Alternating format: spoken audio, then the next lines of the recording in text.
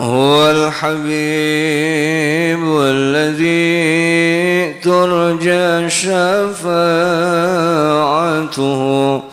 لكل هول من الأهوال مقتحم. يا رب بالمصطفى بلغ مقاصدنا واغفر لنا ما مضى يا واسع. فهو الذي ثم معنه وصورته ثم اصطفاه حنيئا بارئ النسم. يا رب بالمصطفى بلغ مقاصدنا. Assalamualaikum warahmatullahi wabarakatuh.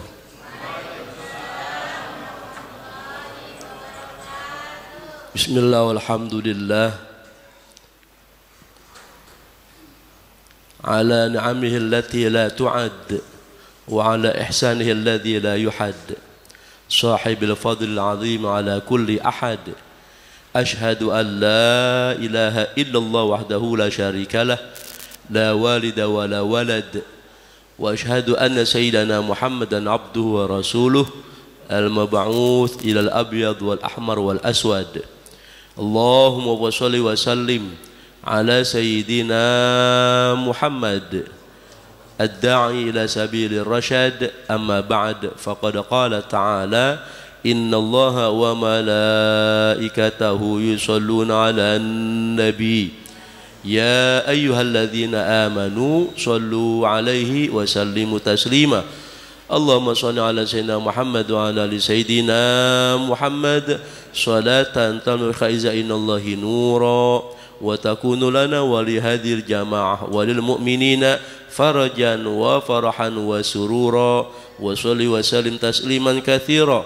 اللهم يا فتاح ويا عليم يا فتاح ويا عليم يا فتاح ويا عليم.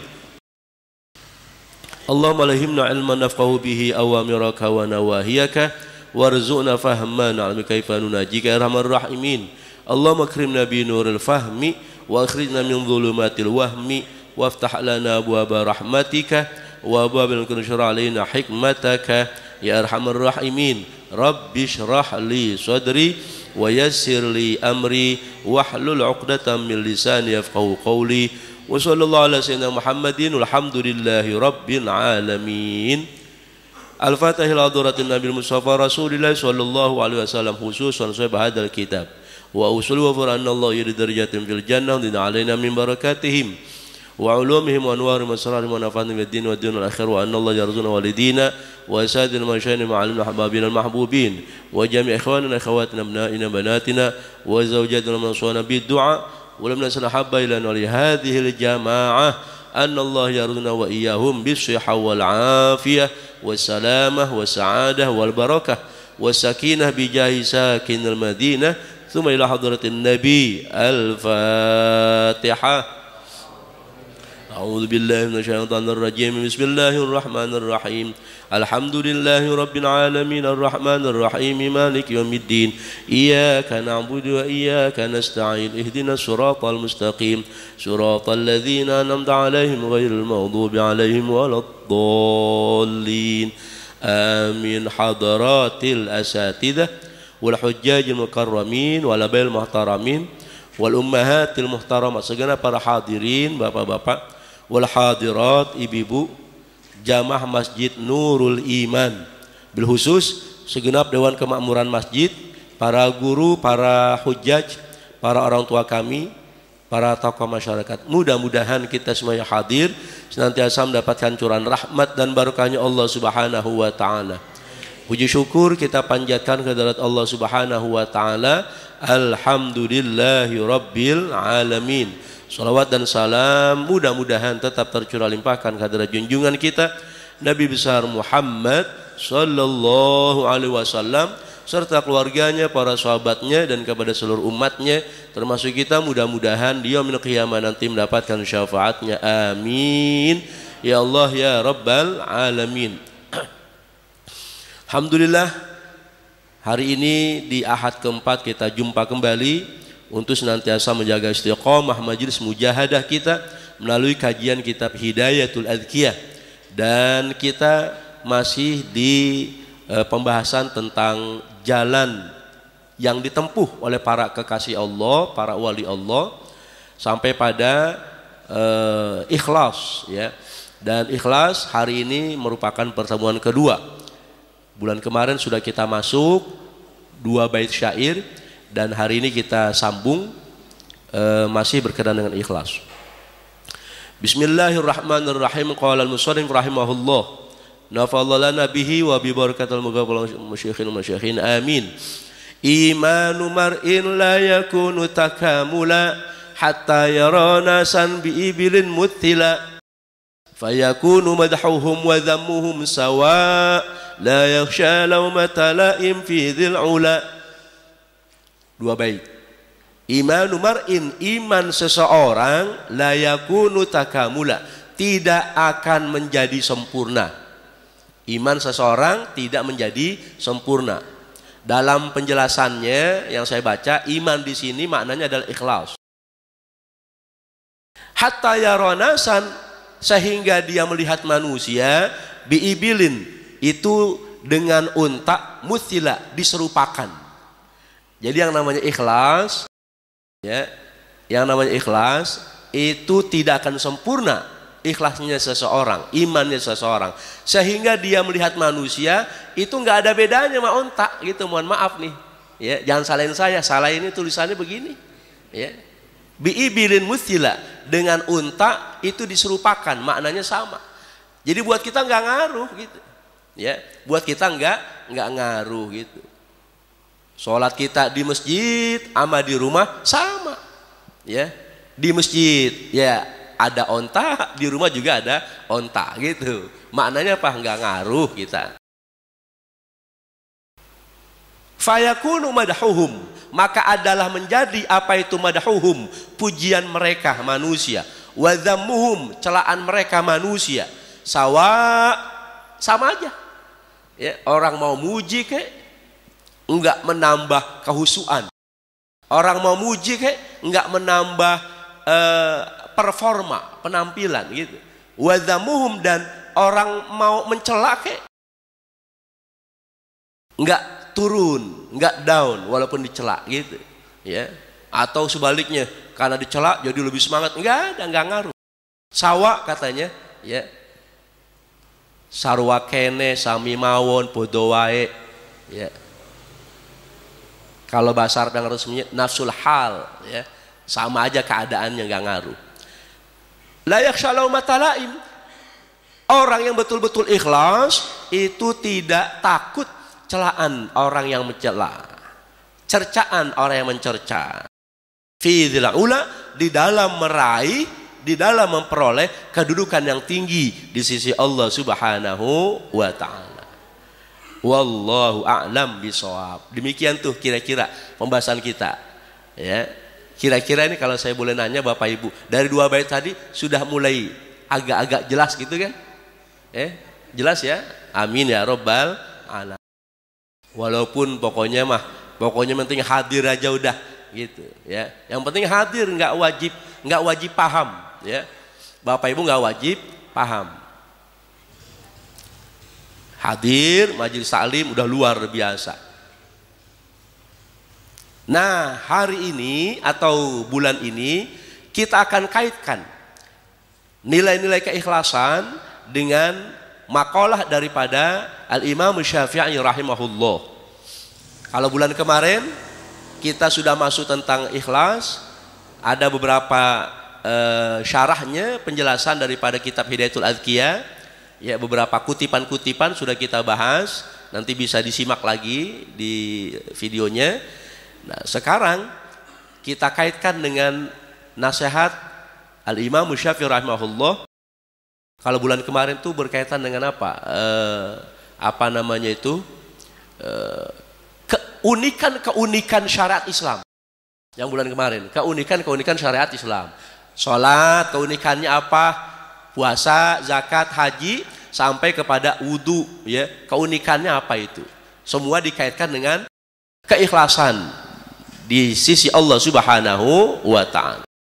Nah, hari ini, bulan ini, Al-Imam Syafi'i pernah menjelaskan bahwa kita hidup tidak pernah dan tidak akan bisa lepas dari 8 tuntutan.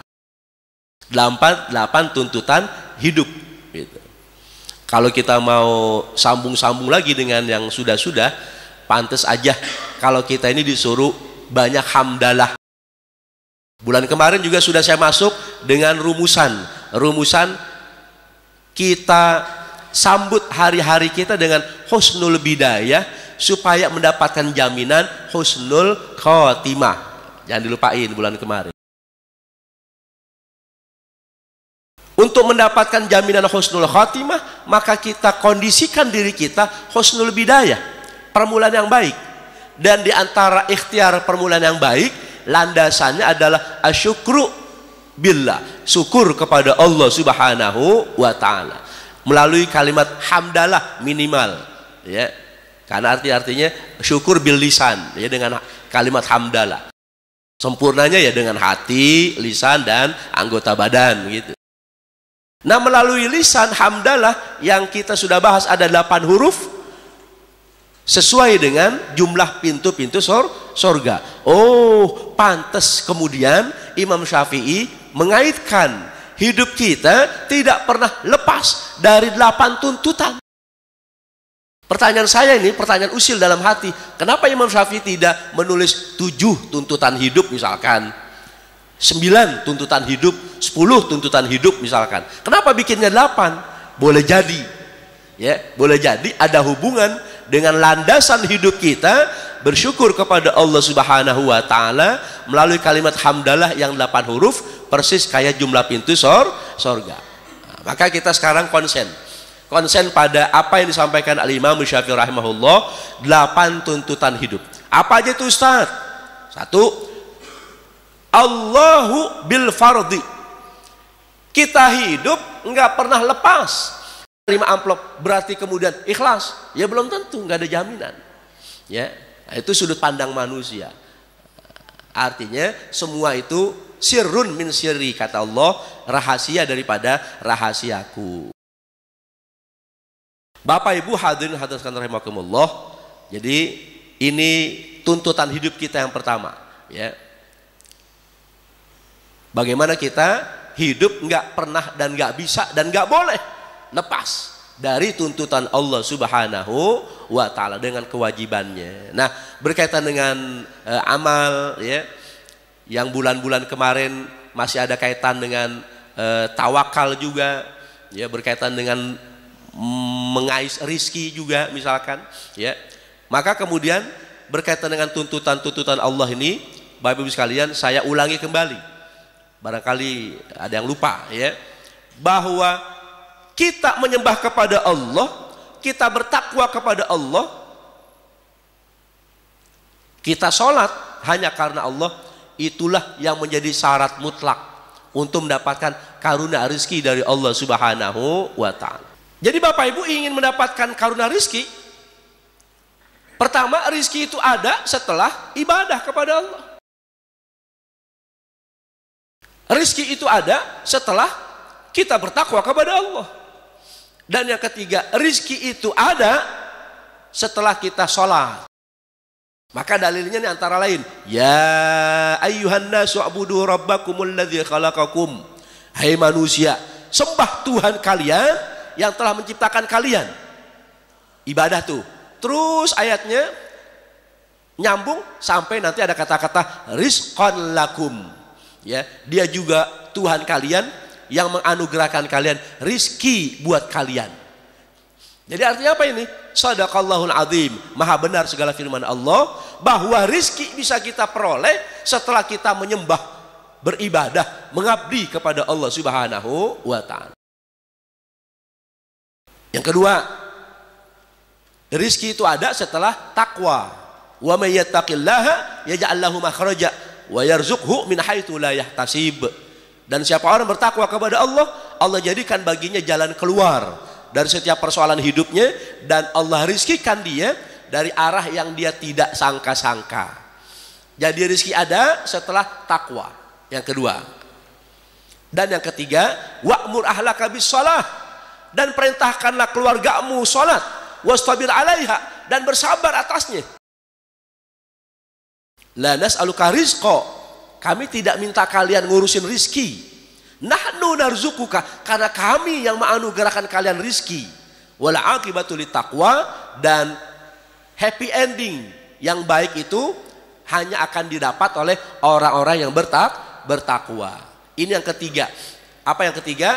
Rizki bisa kita peroleh setelah sholat karena Allah Subhanahu wa ta'ala. Jadi Bapak Ibu sekalian, ini sengaja saya masukkan untuk mendukung daripada poin yang pertama, tuntutan hidup kita berasal dari Allah dengan kewajiban-kewajibannya. Nah, kita karena hidup, kita masih hidup di dunia, nggak pernah lepas ya, dan belum bisa lepas dengan dunia ya, maka kita yang mengkondisikan gitu. Bukan kita yang dikondisikan oleh dunia, kita yang mengkondisikan dunia. Seperti apa? Tadi tuh rumusan husnul bidayah, permulaan yang baik. Maka bangun pagi hari ya, satu, nyembah Allah dulu gitu. Dua, takwa kepada Allah. Tiga, sholat. Jadi awal hari kita dimulai dengan menyembah, takwa, sholat ya, karena Allah Subhanahu wa ta'ala. Maka insya Allah ya, rizki ngalir seharian itu. Besok begitu lagi, lusa begitu lagi, minggu depan, bulan depan, tahun berikutnya begitu terus. Maka insya Allah rizki kita nggak pernah kurang. Amin ya robbal. Masalahnya Bapak Ibu merasa kurang karena menganggap rizki itu cuman duit. Padahal yang namanya rizki ya bukan cuman duit. Bapak Ibu tadi kerjain tuh ya. Ini mumpung ingat, jangan sampai lupa. Dalam kitab yang kita bahas, beliau ya, penulis kitab ini juga menganjurkan kepada kita supaya buka kitab Riyadhus Shalihin.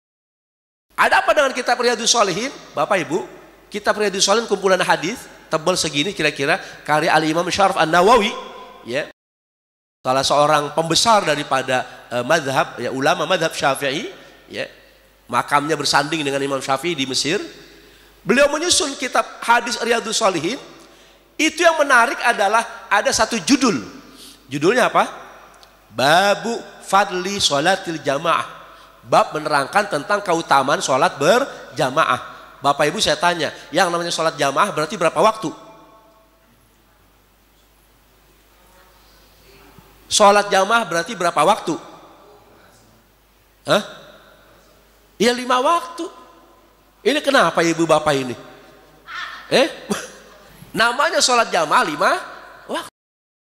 Yang menarik, habis judul itu ada judul lagi, nyambung. Ya.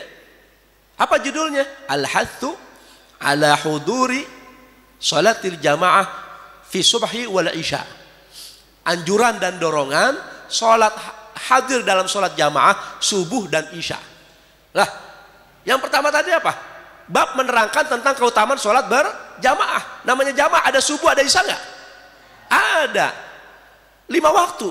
Tapi judul berikutnya Imam Nawawi menyusun atau menyebutkan judul itu karena memang ada hadis-hadisnya. Dibuat judul karena ada hadisnya. Hadis tentang keutamaan sholat 5 waktu. Lalu kemudian ada juga hadis tentang keutamaan sholat jamaah subuh dan isya. Ya Allah, apa nih artinya? Artinya Bapak Ibu sekalian, artinya hidup kita ternyata nggak pernah lepas dari yang namanya qobliyah subuh dan subuh berjamaah, ditutup dengan isya berjamaah dan ba'diyah isya. Qobliyah subuh dan subuh berjamaah itulah namanya husnul bidayah. Isya berjamaah dengan ba'diyah isyanya itulah namanya husnul khatimah. Ya Allah, amin ya robbal. Jadi Bapak Ibu sekalian, rumusan-rumusan para ulama itu udah jelas gitu. Tinggal kita mau baca, kalau nggak bisa baca kita mau denger gitu, ya. Lalu tinggal kita amalin, ya. Apalagi kemudian Syekh Abu Bakar bin Salim, ya, Al-Alawi Al-Husaini, beliau mengatakan dalam kitabnya Miftahus Sarair wa Kanzud Dakhair, ya, satu judul kitab tipis, ya. Apa kata beliau? Man lam yujahid fil bidayat lam yasil ilan nihayat. Siapa orang yang kagak bersungguh-sungguh dalam bidayat, permulaan-permulaan, maka dipastikan dia tidak akan sampai pada nihayat, ujung-ujung perjalanan hidupnya. Jadi kalau tadi rumusan yang saya kemukakan bulan kemarin adalah memaksimalkan husnul bidayah untuk mendapatkan jaminan husnul khotimah, menggunakan kata yang tunggal, al-bidayah dan an-nihayah atau al-khotimah. Tapi kalau Syekh Abu Bakar bin Salim, beliau menggunakan kalimat jamak, bidayat dan nihayat. Artinya apa? Memang yang namanya permulaan kita banyak, ya. Permulaan hari, ya, dengan tahajud, ya, dengan subuh berjamaah, diawali dengan qobliyah, ya. Lalu kemudian setelah itu belum aktivitas dunia, belum, ya. Masih apa? Masih zikir-zikir, ya. Ada yang baca Waqiah habis subuh, ya kan? Ada juga yang baca Yasin. Belum lagi amalan-amalan zikir yang lain. Dia kagak tinggalkan sajadah kecuali sampai syuruq. Itu namanya bidayat, begitu. Ini perlu mujahadah. Maka kata Syekh Abu Bakar bin Salim tadi, man lam yujahid fil bidayat. Siapa yang tidak bersungguh-sungguh dalam bidayat, lam yasil ilan nihayat, nggak sampai pada ujung-ujung kehidupannya.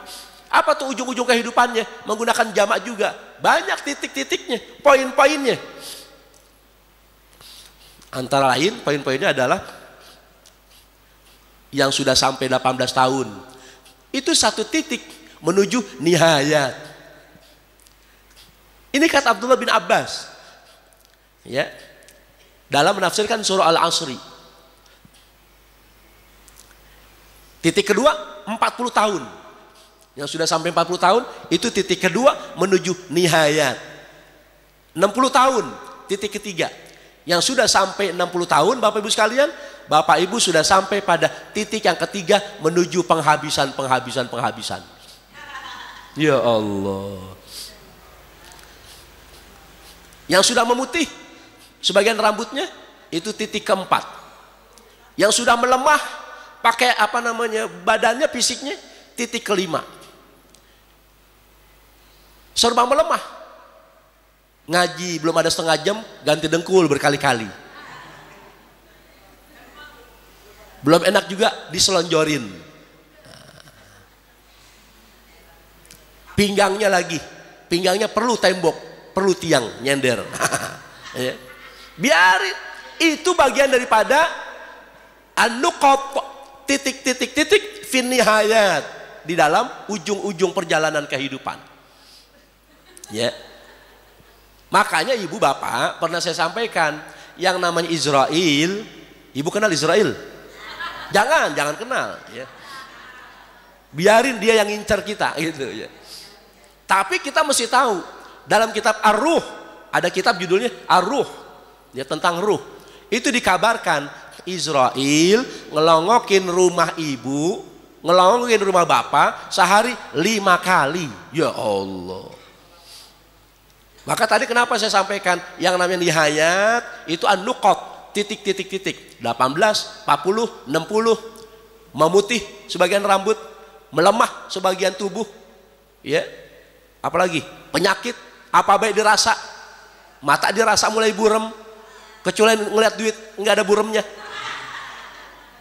pala bentar-bentar pusing, ya, tangan sering kebas-kebas.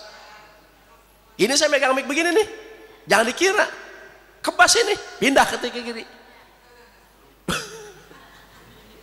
Ya Allah. Orang megang gayung, megang gayung aja sampai kebas-kebas.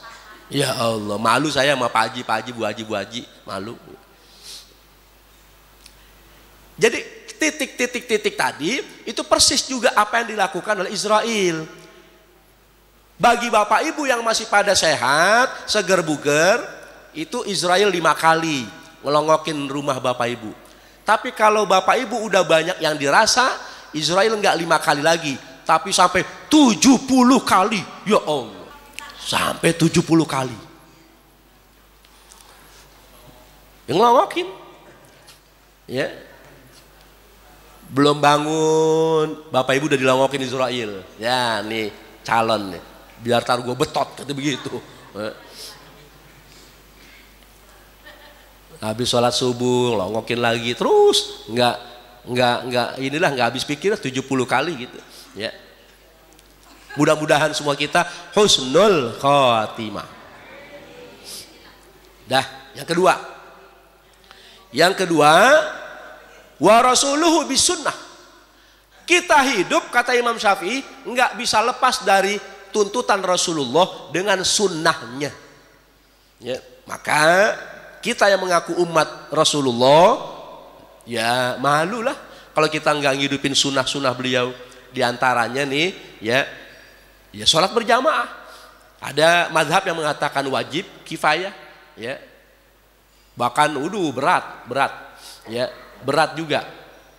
Ada juga yang mengatakan tidak akan pernah sah suatu sholat kalau tidak berjamaah. Berat bener. Ya. Ada madhabnya itu, gitu. Nah ini untuk kita memastikan bapak ibu jangan sampai kita mencela-mencela dalam bermadhab, gitu. Yang oleh sementara orang dianggap remeh. Apa sih? Agama pakai bermadhab begitu. Ya agama ngikutin Rasul lah begitu. Ngikutin Allah. Nah, itu kan orang kurang pikiran gitu. Bagaimana kita ngikutin Rasul kalau tidak melalui ulama, gitu. Itu aja kan sudah masuk akal, ya. Kita mesti ngikutin ulama. Karena Nabi juga mengatakan al ulama warathatul anbiya. Nah, dari ikutan kita kepada ulama, lalu kemudian ntar muncul yang namanya mazhab, ya, mazhab itu. Biar kita ini nggak mencela-mencela. Baiklah, ya. Sunnah Rasulullah, ya. Maka kita belum ketemu dengan Muharram nih, ya. Muharramnya udah keburu lewat. Bulan kemarin masih Dzulhijjah, ya. Nah, dalam peristiwa perjalanan hijrah, ya, ada innamal a'malu binniyat wa innamal likulli imri'in ma nawa. Faman kanat hijratuhu ilallah wa rasulih fa hijratuhu ilallah wa rasulih wa man kanat hijratuhu lidunya yusibuha aw imra'atin yankihuha fa kanat hijratuhu ila ma hajara ilai. Atau kama qala Rasulullah SAW, berkaitan dengan hijrah, Rasulullah bersabda, hanya saja setiap amalan tergantung pada niatnya.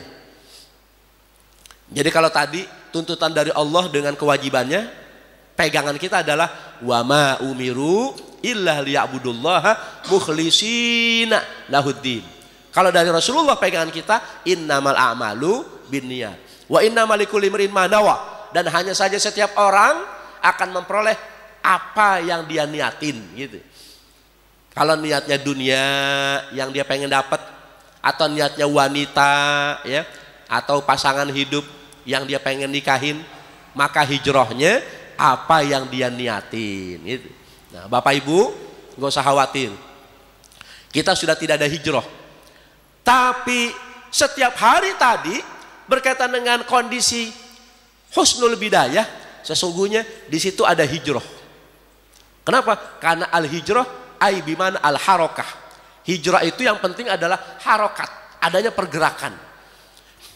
Maka dalam surah An-Nisa dikatakan wa may yakhruj min baitihi muhajiran ilallah wa rasulih tsumma yudrikuhul maut faqad waqa ajruhu 'ala Allah. Siapa orang yang keluar rumah berniat hijrah karena Allah dan Rasulnya, lalu kemudian kagak sampai panjang umur dia ketemu dengan kematian, maka sungguh telah Allah catatkan pahala di sisinya. Jadi tiap hari kita ada hijrah, ada harokat, pergerakan. Pergerakannya apa? Di mana-mana saya sampaikan, Bapak Ibu, di sisi Allah nggak mengenal yang namanya pensiun. Pensiun itu cuman dunia. Di sisi Allah nggak ada pensiun.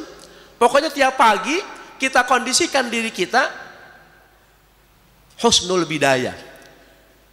Banyak poin-poin kita lakukan ya untuk termasuk menjadi orang-orang yang membentuk permulaan yang baik. Nah, termasuk di dalamnya adalah keluar rumah.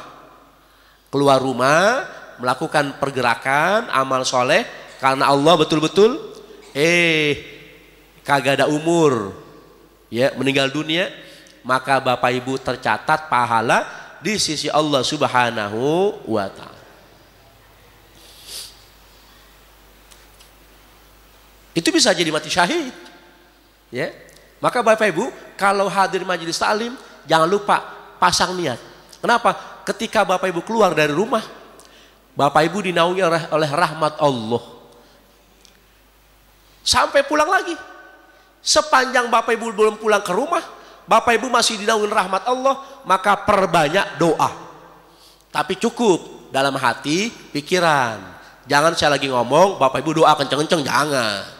Ya, dalam hati aja. Sebagaimana babanya Imam Ghazali. Ya, bapaknya Imam Ghazali itu nggak boleh dia ngaji, selalu aja qomat kamit.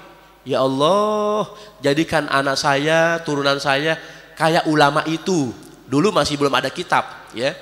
Masih jarang yang namanya kitab. Yang ada adalah ulama langsung talaki, ngasih pengajian. Nah, kalau sekarang ibu-ibu, bapak, jangan berdoanya, ya Allah, jadikan anak saya kayak Ustaz Subhan. Jangan. Ya, ini Ustaz PA namanya, jangan. Tapi bapak ibu bisa bilang, ya Allah, jadikan turunan saya seperti ulama penulis kitab yang dibaca oleh Ustaz gitu. Ya. Maka jadi Imam Ghazali orang besar, ya. Itu gegara apa? Gegara doa bapaknya yang ngaji dengan ratusan gurunya. Setiap kali ngaji terbesit dalam hati pikiran berdoa buat anak turunannya. Karena orang yang keluar rumah nuntut ilmu itu turun rahmat Allah menaungi Bapak Ibu sekalian. Amin ya Rabbal. Balik lagi kepada niat. Apa yang kita niatin ya? Ada hadis Rasulullah pernah bersabda, "An-nasu arba'atun." Manusia ini ada 4 macam. Bapak Ibu ada di mana? Pertama, rajulun atahullahu ilman wa malan. Ada seseorang yang Allah berikan ilmu dan harta. Fahuwa ya'malu bi ilmihi fi malihi. Lalu kemudian karena Allah berikan ilmu dan harta, orang ini menggunakan hartanya seperti apa yang ada pada ilmunya. Jadi hartanya dikeluarin di jalan Allah karena dia punya ilmu. Tipe orang kedua, siapa tuh tipe orang kedua? Rajulun yakul, seseorang yang dia berkata, "Lau atani Allah mithla ma atahu la amiltu kama ya'malu." Oh, kalau saja aku mendapatkan anugerah seperti orang yang pertama tadi, niscaya aku akan beramal seperti dia beramal. Apa Ibu kata baginda Rasul? Fahuma fil ajri sawaun. Mereka berdua dalam pahala sama. Yang pertama, ulangi lagi. Orang yang Allah anugerahkan ilmu dan harta. Hartanya dipakai di jalan Allah dengan ilmunya dia. Berpahala. Yang kedua siapa itu yang kedua? Yang kedua anggaplah tetangga gitu. Tetangga yang dia tahu. Ya Allah, enak kali ya kayak dia. Udah kaya, soleh lagi gitu. Udah kaya, dermawan lagi, nyantunin anak yatim. Kalau saja Allah anugerahkan saya kayak dia, niscaya aku akan beramal seperti dia. Tuh. Baru niat doang itu yang kedua. Kata Rasul, fahuma sawa'un fil ajri. Mereka berdua sama dalam hal pahala. Yang ketiga nggak bagus.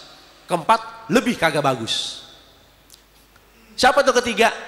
Orang yang Allah berikan harta tapi kagak dikasih ilmu, maka kemudian hartanya dia gunakan tidak sesuai dengan ilmu yang dituntun oleh Allah dan Rasulnya. Hartanya dipakai nggak karuan. Yang keempat ini mungkin tetangganya yang dia berharap dia bisa seperti orang ketiga, punya harta Tapi dia lupa, dia cuma punya harta doang, nggak punya ilmu. Hartanya digunakan buat nggak yang karuan tadi, nggak jelas. Bukan di jalan Allah. Apa kata baginda Rasul? Fahuma sawaun fil wizri. Maka mereka berdua sama-sama dalam dosa. Na'udzubillah min. Rugi yang keempat. Kalau ketiga masih mending punya harta. Yang keempat baru timbang pengen. Tapi udah dapat dosa. Gitu. Nah gitu ya. Itu berkaitan dengan tuntutan dari Rasulullah SAW dengan sunnahnya. Maka kita hidupkan sunnahnya, ya, yang semua bermula dari niat yang kuat. Rasulullah dulu dengan para sahabatnya, kalau bukan niat yang kuat, bagaimana mungkin bisa terjadi hijrah dari Mekah ke Madinah? Karena niat yang kuat, ya, semata-mata hanya karena Allah. Ya, orang sekelas Abu Bakar, kemuliaan dia udah punya, harta memang dia orang konglomerat, ya. Apalagi marga emang dia bangsawan Abu Bakar, tapi mau belangsak gitu, ya, mau susah-susah hijrah dari Mekah ke Madinah. Apa itu kalau bukan karena yakin dengan niat yang kuat, dia akan mendapatkan jauh lebih mulia, ya, di sisi Allah Subhanahu wa taala. Maka kata baginda Rasul, ya, imannya Abu Bakar itu kalau dikumpulin manusia sealam dunia beriman semua, maka iman Abu Bakar masih ada di atas. Ya Allah, pantas, ya. Itu semua karena niat, ya. Yang ketiga, masih cukup dikit lagi, belum sampai waktu syuruk nih, ya. Yang ketiga, wadahru bisurufihi. Yang ketiga, kita hidup kagak lepas daripada tuntutan waktu bisurufihi dengan penggunaannya. Kita pakai buat apa gitu. Maka kita boleh minta panjang umur, tapi jangan lupa disambung panjang umur dalam keadaan sehat wal afiyah. Panjang umur dalam keadaan taat kepada Allah dan Rasulnya. Jangan sampai cuma panjang umur doang, ya. Panjang umur tapi enggak afiat, percuma. Panjang umur tidak taat kepada Allah dan Rasulnya juga percuma, ya. Apalagi mohon maaf, yang minta panjang umur biasanya enggak cuma orang muda, orang tua pun masih minta panjang umur. Asal cucunya main ke rumah, ya, aki-aki ini ngomong, "Cu, doain engkong ya biar panjang umur," begitu kata engkongnya. Padahal kalau dia pikir, kalau dikabulin panjang umur, entar bingung juga dia panjang umur 100 tahun, temen kongkonya udah kagak ada. Yang minta panjang umur bukan cuma orang kaya, orang miskin juga. Orang kaya minta panjang umur dikabulin, alhamdulillah dalam kekayaan. Tapi kalau orang miskin minta panjang umur dikabulin sama Allah, berarti kan miskinnya makin lama lagi. Maka jangan cuma minta panjang umur, tapi panjang umur fi sihah wal afiyah wa fi taatillah wa rasulihi. Amin ya rabbal. Nah, kaitannya dengan panjang umur, Bapak Ibu sekalian, walaupun umur kita 18 tahun bagi anak muda, 18 tahun nggak ada, dia udah habis, innalillah. Walaupun cuma 40 tahun, innalillah. Tapi dengan strategi amal berkaitan dengan niat yang kuat, yang ikhlas karena Allah, maka bisa mengkatrol kualitas umurnya. 18 tahun bisa jadi dia hidupnya di sisi Allah jadi 1800 tahun, bisa. Yang wafat dalam usia 40-an tahun bisa dikatrol menjadi 4000-an tahun umurnya. Bagaimana caranya? Rumusannya ada. Apa rumusannya? Innal amala mubaha yanqalibu bihusni niyati dzat ajrin wa matubatin. Sesungguhnya amalan-amalan yang mubah dia bisa berbalik dengan niat yang baik, berbalik menjadi sesuatu yang bernilai pahala dan ganjaran di sisi Allah Subhanahu wa taala. Sekarang kita lihat mana amalan mubah. Bapak Ibu harus ngeh. Bapak Ibu harus sadar bahwa hidup kita sehari 24 jam ternyata paling banyak adalah amalan-amalan mubah. Sadar nggak kita itu? Ya. Sholat paling berapa menit? 5 waktu. Taruhlah 5 menit kali 5 waktu 25 menit. 25 menit doang. Tambahin tahajud dah, tambahin duha dah, tambahin awabin dah, tambahin qobliyah ba'diyah dah. Lempengin 1 jam. Dari aslinya tadi 25 menit, lempengin jadi 1 jam, 60 menit. Itu kalau sehari kita sholat 60 menit, 1 jam, umur kita 60-an tahun, maka 60 menit atau 1 jam kali jumlah hari dalam setahun, dikali dibagi, dijebret dengan 60 tahun, maka dihitung ternyata keluar angka sholat kita kalau umurnya 60 tahun kagak lebih dari 1 tahun. Ya Allah. Bapak Ibu, hamba Allah yang umurnya 60 tahun itu ternyata sholatnya cuma 1 tahun. Itu bapak-bapak yang gak punya halangan. Kalau ibu-ibu yang ada halangan setiap bulan, kurang lagi. Kalau hidupnya 60 tahun berarti buat sholat doang ibu-ibu nggak nyampe 1 tahun. Karena punya halangan rutin tiap bulan. Belum dipotong sama lahiran. Anak 1 dipotong 40 hari masa nifas. Itu kalau anaknya 1, anaknya 10 udah 400 hari. Ya Allah. Habis sudah waktunya. Ya. Nah tapi jangan khawatir. Ibu-ibu banyak main niat. Ibu-ibu dalam tanda kutip banyak main niat. Main maksudnya adalah memerankan diri.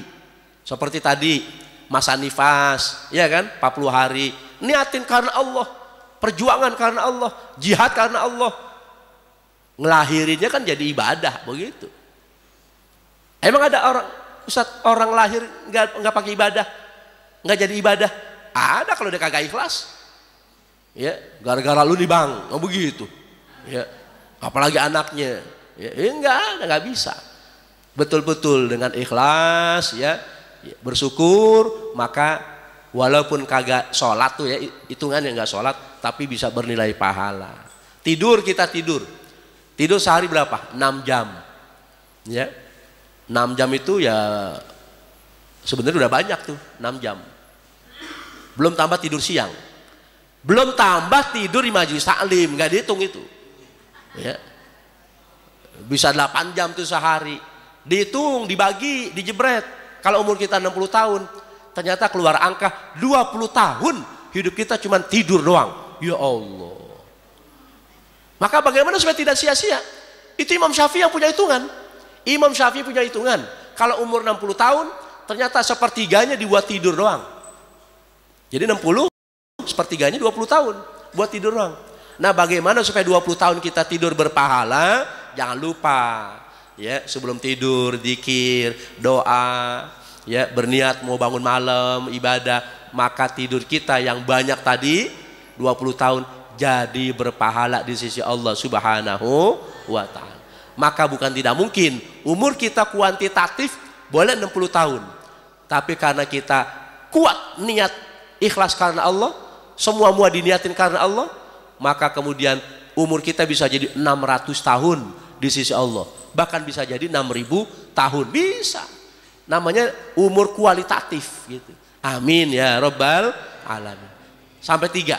Insya Allah nanti kita lanjutin sisanya 5 ya, berkaitan dengan tuntutan hidup yang disampaikan oleh Al-Imam Syafi'i rahimahullah. Mudah-mudahan Allah kuatkan iman Islam kita, Allah teguhkan istiqomah ibadah kita. Mudah-mudahan kita bisa termasuk orang-orang yang mengkondisikan diri kita husnul bidayah untuk mendapatkan jaminan husnul khotimah. Amin ya rabbal alamin. Siril Fatihah. A'udzu billahi minasyaitonir rajim. Bismillahirrahmanirrahim. Alhamdulillahirabbil alamin arrahmanir rahim maliki yaumiddin.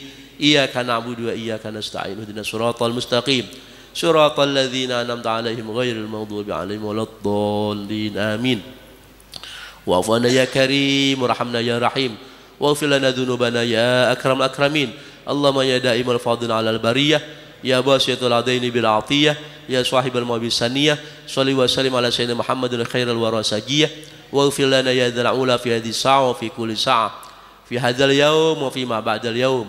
Allahumma ajil sayyiatina sayyid man habbabta, wa la tajal hasanatina hasanat man abghadta, Allahumma tawil a'marana wa sahih ajsadana wa thabbit imanana wa qawi yaqinana wa hasin amalana wa jamil akhlaqana wa wasi' arzaqana wa yassir umurana wa la khari qarribna 'an syarri ab'idna. Allahumma ya muqallibal qulub thabbit qulubana 'ala dinik wa atmun 'alaina min husnil khatimah. Allahumma jama'ana hadza jama'ana hadza jam'an marhuma wa tafarruqan ma'suma wa la tajal minna wa la fina wa la ma'na wa la syai'al mahruma wa sallallahu ala sayyidina Muhammadin da'wahum fi subhanakallahumma wa tahiyyatum fiha salam wa akhiru da'wahum alhamdulillahi rabbil alamin. Kafaratul majlis subhanakallahumma wa bihamdika asyhadu an la ilaha illa anta astaghfiruka wa atubu ilaik. Terima kasih, mohon maaf. Assalamualaikum warahmatullahi wabarakatuh.